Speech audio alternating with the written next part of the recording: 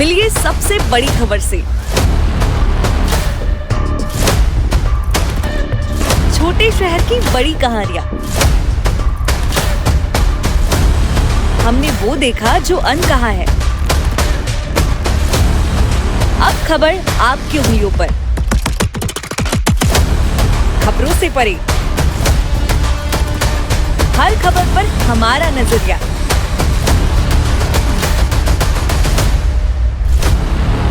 India town news, Bharat की बात।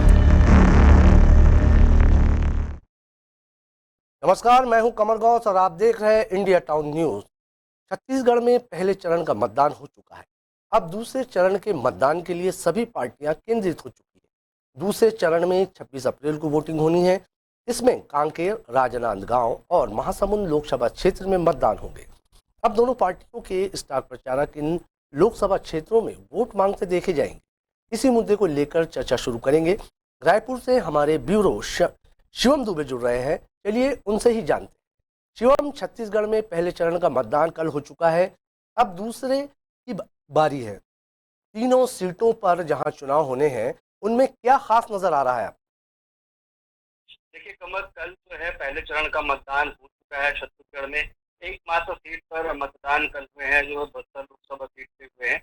यहाँ पे कांग्रेस और बीजेपी के प्रत्याशियों ने काफी कड़ी मेहनत की थी चुनाव जीतने के लिए, और दोनों पार्टियों ने अपना अपना दावा भी किया था कि वो ये सीट जीत रहे हैं। अब बारी है राजनांदगांव, कांकेर और महासमुंद लोकसभा क्षेत्र की, जहाँ पे एक हाई प्रोफाइल सीट भी है, जो जहाँ पर पूर्व मुख्यमंत्री भूपेश बघेल जो चुनाव लड़ रहे हैं। तो इस सीट पर सभी का फोकस रह रहा है।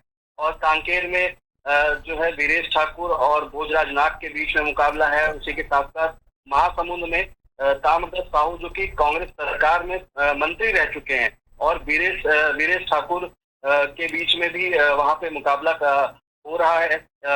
और जो महासमुंद में एक और जो दावेदार है बीजेपी की, वो रूप कुमारी चौधरी हैं, जो पूरी दमखम में लड़ाई को चुनाव को लड़ने के लिए मेहनत कर रही हैं। और इसी को लेकर आप सभी जो दिग्गज नेताओं का दौरा भी शुरू होने वाला है। जी कमर। शिवम, मैं ये जानना चाहता हूं कि इस बात को लेकर हमेशा चर्चाएं गर्म रहती है कि जनता का रुख किस तरफ है। तो क्या भारतीय जनता पार्टी और कांग्रेस ने अपने दिग्गज नेताओं को मैदान पर उतारकर जनता का मोह पा लिया है? देखिए कमर, बिल्कुल सही बात है कि जैसे जैसे चुनाव आता है तो दिग्गज नेताओं का दौरा जो है प्रदेश में शुरू हो जाता है। अभी हाल ही में विधानसभा चुनाव हुए थे। विधानसभा चुनाव में कई मुद्दे बीजेपी ने उठाए थे, कई मुद्दे कांग्रेस ने उठाए थे, लेकिन वहां पे जो मेन फैक्टर जो देखा गया विधानसभा चुनाव में, वो मोदी फैक्टर काम किया है। मोदी की गारंटियां चली हैं, और मोदी ने जो वादे छत्तीसगढ़ की जनता से किए हैं, वो एक एक करके पूरे भी हो रहे हैं। और उन्हीं के चलते लोकसभा में भी एक महत्वपूर्ण स्थिति पे एक अहम भूमिका मोदी की गारंटी निभा रही है। जो वादे जो विष्णुदेव सरकार पूरा करते जा रही है, उसके चलते लोकसभा चुनाव में उनका पलड़ा अभी भारी नजर आ रहा है। लेकिन जो मुद्दे विधानसभा चुनाव के दौरान उठाए थे बीजेपी ने, उन्हीं मुद्दों के साथ बीजेपी अभी आगे बढ़ रही है। और कांग्रेस के पास उसके 5 साल थे, और ये पहला ऐसा मौका है जब छत्तीसगढ़ में भूपेश बघेल और जो कांग्रेस पार्टी है, वो 5 साल शासन करने के बाद जो है चुनाव लड़ रहे हैं, कोई भी चुनाव लड़ रहे हैं। ये पहला ऐसा मौका है कि उन्होंने 5 साल सरकार चला ली है, और अब वो चुनाव लड़ रहे हैं। तो वो अपनी कामयाबी गिना रहे हैं कि उन्होंने ये योजना लाई, और जो तमाम योजनाएं उनके कार्यकाल में शामिल थी, उनको लेकर के वो जनता के बीच पहुंच रहे हैं। उसी के साथ साथ एक खास चीज भी देखने को मिल रही कि जब से विष्णुदेव साय जो मुख्यमंत्री बने हैं, उसके बाद कांग्रेस ने एक नया नारा एक निकाल दिया, जिसको वो सभी विधानसभा क्षेत्रों में और लोकसभा क्षेत्रों में कहते हुए नजर आ रहे हैं, साय साय। इसको लेकर एक शुरू में मीम भी वायरल हो रहा था सोशल मीडिया में काफी, जिसमें मतलब लोग मजाक बना रहे थे।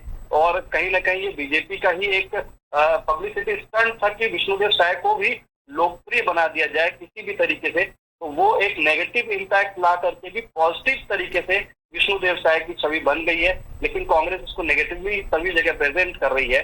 वो कह रही है कि नौकरी चली गई साय साय, वो कह रही है कि तमाम चीजों पे जो भी चीजें वादा कर रही हैं, जो भी जिस चीज को भी घेर रही है, उसमें एक नारा, एक शब्द जोड़ दे रही है, साय साय। कुल मिलाकर जो अभी जो विधानसभा चुनाव के बाद जो लोकसभा चुनाव है, इसमें कई हाई प्रोफाइल सीटों पर भी मुकाबला होना है। जैसे भूपेश बघेल और संतोष पांडे राजनांदगांव से चुनाव लड़ रहे हैं। बिल्कुल। तो ये देखना दिलचस्प है अभी।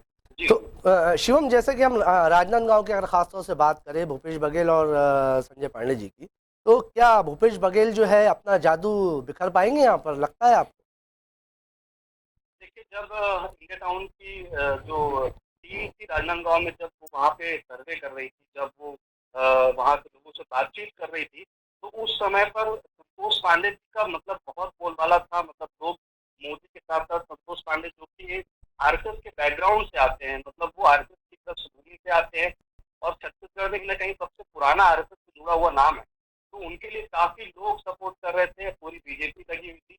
लेकिन बीच में जब ये भूपेश बघेल के खिलाफ एफआईआर हुई और वो एक संजीवनी बूटी की तरह भूपेश बघेल को मिल गया कि अब वो लड़ सकते हैं, जबकि विधानसभा चुनाव के बाद हार का पूरा ठीकरा उनके ऊपर फोड़ा जा रहा था। उसके बाद जब उनके ऊपर एफआईआर हुई तो एक संजीवनी की तरह वो देखे उस चीज को, और उस चीज को लेकर ही वो विधानसभा में और पूरे उस क्षेत्र में, उस लोकसभा क्षेत्र में मेहनत करने में जुट गया। अभी जो जनता है वो 50-50 की एज में चली गई है। वहां पे भी चुनाव दोनों ही दिग्गजों के बीच में, दोनों ही एक कांग्रेस के बहुत नामचीन चेहरे हैं और वही जो बीजेपी का बहुत पुराना चेहरा, जो विश्वसनीय चेहरा है, उन दोनों के बीच में मुकाबला हो रहा है। तो वहां पे पूरा का कांटे की टक्कर लग रही है। बाकी जो सीट है जैसे कांकेर हो गया, वहां पे बीजेपी का पलड़ा भारी है और जो महासमुंद है वहां पे बीजेपी को ही एज मिल रही है।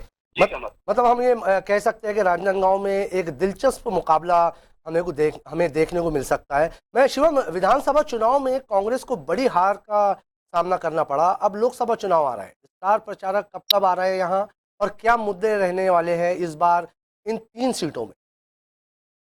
देखिए, 3 सीटों पे एक राजनांदगांव की सीट है और महासमुंद है और कांकेर सीट है। तीनों में 2 सीट है, महासमुंद और कांकेर। इनमें आदिवासियों का मुद्दा हमेशा हावी रहता है और जो पिछले 5 साल में कांग्रेस कार्यकाल में जो काम हुए थे, कहीं न कहीं वो उसको जनता सराहती भी है।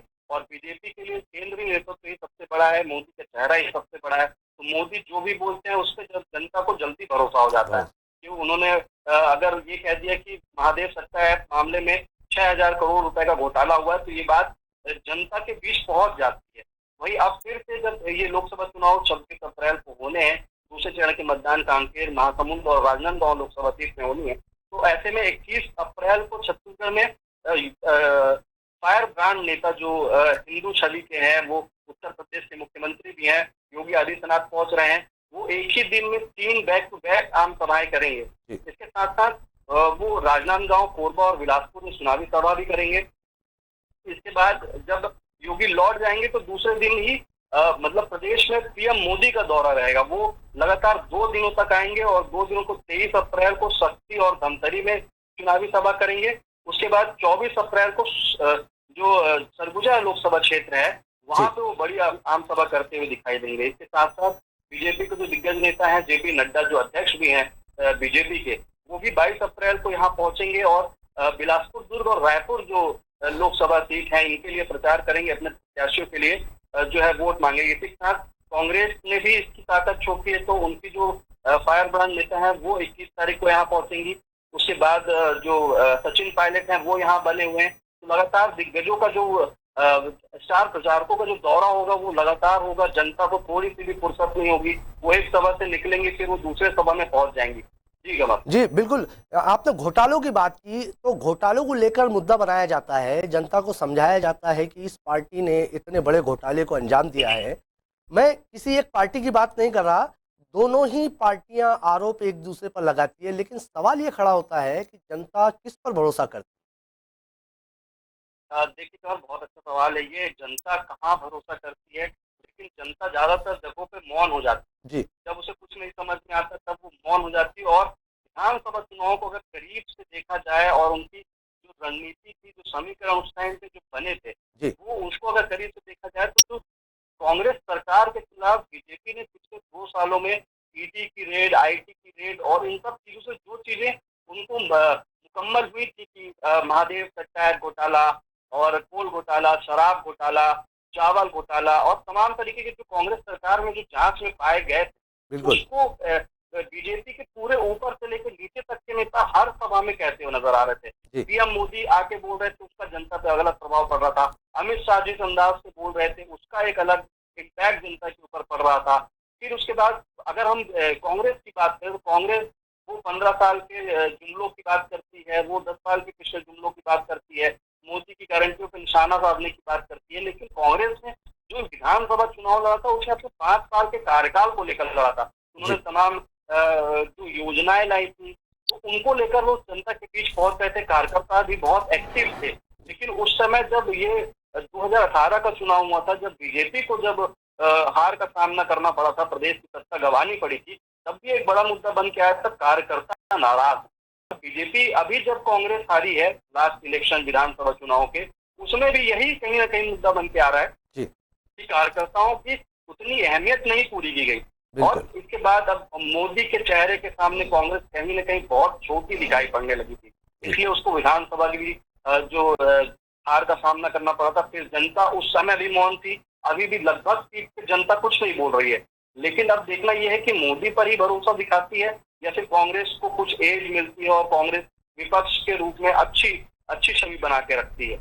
जी कमल जी, शुभम बहुत बहुत धन्यवाद जानकारी देने के लिए। हम ऐसी ही जानकारी आपसे फिर प्राप्त करेंगे। वक्त हो चुका है एक छोटे से ब्रेक का।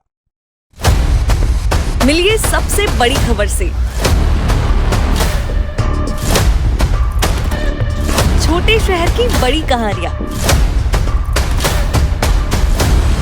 हमने वो देखा जो अनकहा है। अब खबर आपकी उंगलियों पर। खबरों से परे, हर खबर पर हमारा नजरिया।